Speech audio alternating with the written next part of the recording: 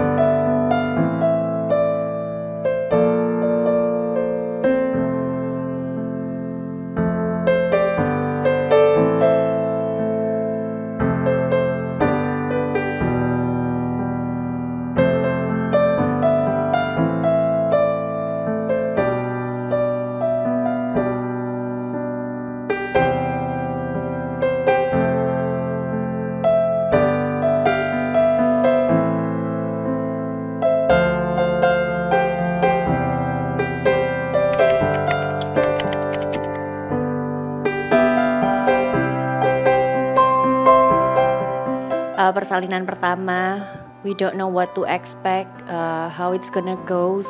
Ada perasaan-perasaan takut kehilangan anak. Jadi waktu itu di dalam kamar itu Agnes itu nangis sambil ngeliat Ison. Agnes bilang, mama nggak pingin kamu kayak pergi dari mama, kayak nanti udah gede misalnya kamu menikah itu mama tuh nggak rela. Jadi udah langsung ada perasaan kayak pingin ngelindungi anak itu gitu. Lumayan clueless dan bingung. Bukan waktu yang sangat menyenangkan untuk Agnes karena Agnes pada saat yang sama mungkin karena pasangan juga masih baru pertama kali jadi seorang ayah. Jadi Reza juga belum siap secara kayak bagaimana bisa support.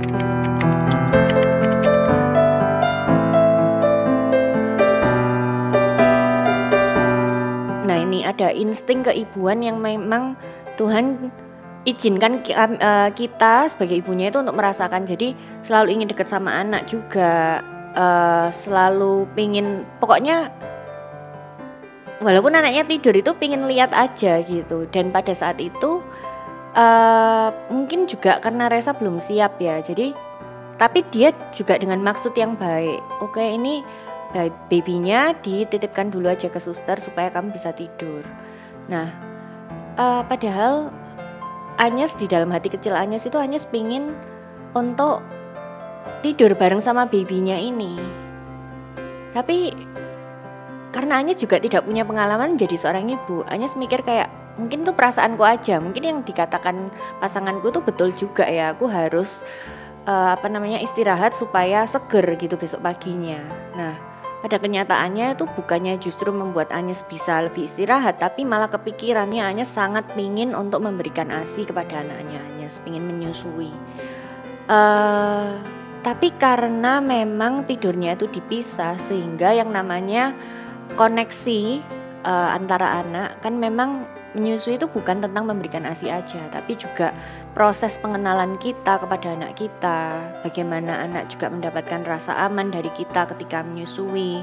Kemudian karena kita semakin sering sama anak itu juga kita tahu kapan dia lapar, kapan dia ini nangis karena popoknya basah atau kepanasan atau bosen. Nah itu proses itu akhirnya hilang gitu. Proses itu kayak seakan-akan Agnes tidak diberikan kesempatan untuk melalui itu semua. Sehingga pada saat yang sama proses menyusuinya itu bukannya tambah mudah, tapi tambah lebih challenging lagi.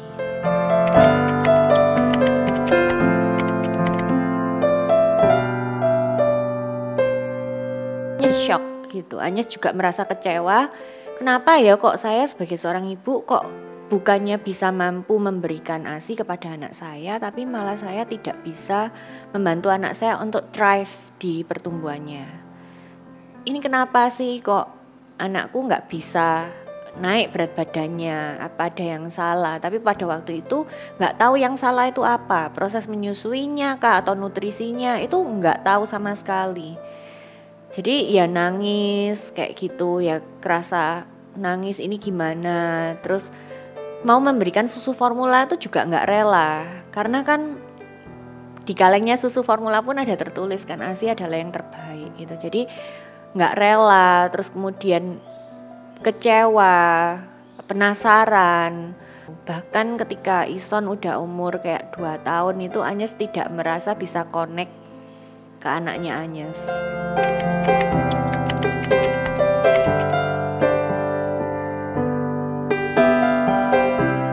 Agnes tidak sadar kalau itu postpartum depression. Karena 9 tahun yang lalu itu nggak segencar ini kan, kesehatan mental itu nggak segencar ini tentang postpartum depression, kayak edukasi juga nggak seperti ini gitu. Dan pada waktu itu hanya sebetulnya nggak sadar kalau ini itu PPD. Nah cuma Agnes itu cuma mikir bahwa anak-anak itu nggak pernah minta dilahirkan. Jadi sebetulnya malah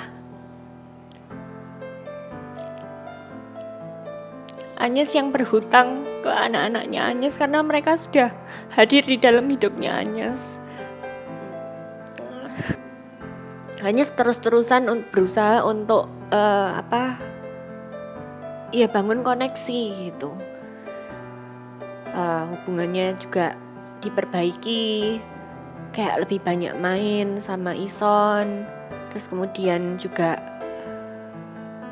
ngajak ngomong kayak gitu, terus ambil waktu berdua di mall, jalan-jalan sama Resa bertiga aja kayak gitu. Dan Agnes ngeliat Resa sama Ison kan bisa connect gitu, mereka bisa kok happy ya, tapi kok aku nggak bisa, aku kenapa? Padahal kan aku mamanya.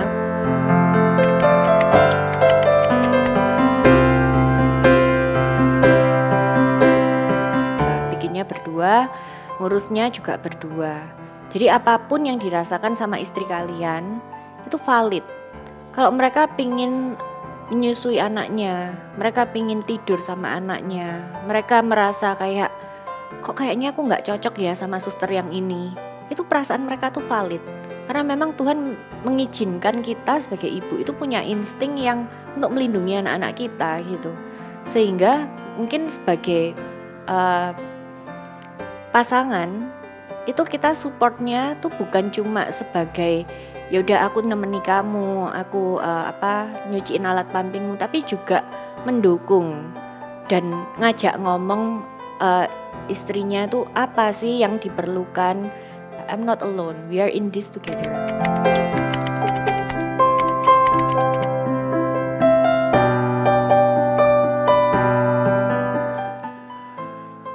Keduanya itu digolongkan sebagai gangguan mood atau mood disorders yang terjadi setelah persalinan. Yang membedakan bahwa baby blues atau maternity blues itu gejalanya lebih ringan untuk gejalanya ya. Kemudian PPG atau postpartum depression itu lebih berat. Kemudian yang kedua masa timbulnya. Biasanya baby blues itu akan timbul segera setelah persalinan sampai sekitar 2 minggu, dan dia intermittent. Dia bisa hari ini keluar, nangis-nangis, kemudian stres, besok nggak apa-apa, ketawa-ketawa lagi, nanti bisa berulang lagi, dan biasanya itu akan hilang setelah 2 minggu. Dalam 2 minggu dia akan hilang. PPG, postpartum depression, itu lebih berat, dan biasanya dia timbul 2 minggu setelah terjadinya persalinan.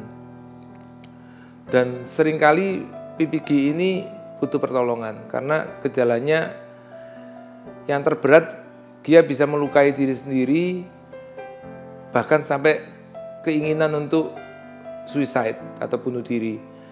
Kemudian ada banyak yang dirugikan dari PPG, seperti biasanya relasi yang akan rusak antara tidak cuma antara ibu dan bayinya, tapi juga dengan suaminya atau dengan yang lain. Jadi, dan PPG ini bisa berlangsung lama, 6 bulan, bahkan sampai setahun lebih. Bahkan ada yang tidak sembuh dari PPG, walaupun tidak banyak. Baby blues hampir dialami oleh banyak wanita, katanya sekitar 60%. Untungnya PPG hanya sekitar 5-15% ya.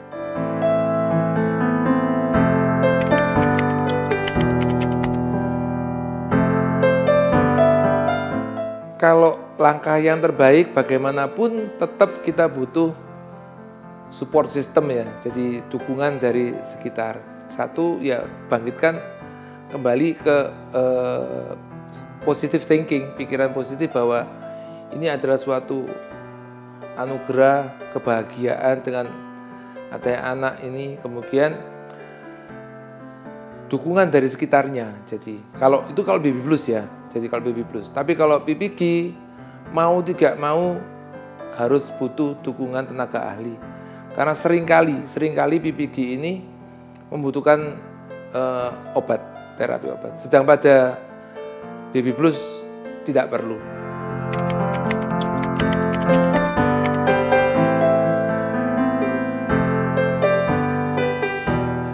Bisa kalau kita mau kita siap sebelumnya ya, dan kita sadar apa-apa yang bisa mencetuskan BBS dan PPG. Kalau baby blues kita tahu bahwa kan seringkali cuman gara-gara perbedaan antara sebelum dia punya anak dan setelah dia punya anak. Jadi kalau disiapkan sejak awal dengan edukasi yang baik, pendampingan yang baik, terutama juga sekitarnya, suami, mertua, mamanya. Jadi itu mungkin baby blues akan bisa dihindari. Kalau PPG, kita mesti melihat bahwa PPG itu bisa dilihat mestinya. Ada beberapa faktor yang ini cenderung akan bisa jadi PPG. Misalnya, dia mempunyai kelainan psikiatris sebelumnya. Tidak perlu harus penyakit jiwa, tapi kadang-kadang ada orang yang misalnya sering depresi, sulit tidur, bipolar.